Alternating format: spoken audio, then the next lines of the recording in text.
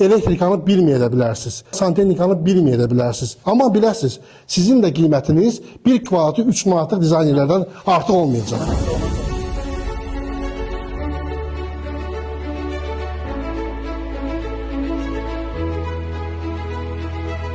Bir dənə onu bilin.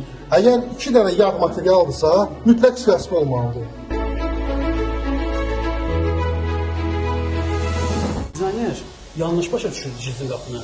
Dəhlizə də rakurs verəndə Gizlədə. 0 verir. Hansısa bir otağa baxdığı hissəsinə də 0 verir. Ev yəsinə dəymiş bir nömrəli yox, birinci ziyanlardan biridir. Baxın, bir hamı gəlsin, baxsın, Toğrul bəy, siz də fikrinizi deyin. Gecə gündüz reklama gedən şirkətin işinin nəticəsidir. %100 sanitar qovşağının borusu, yəni unitaz borusu, havalandırma.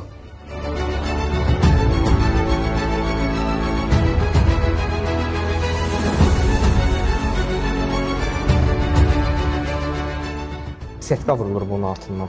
Setka vurulur, sonra üstündən malyarka olunur.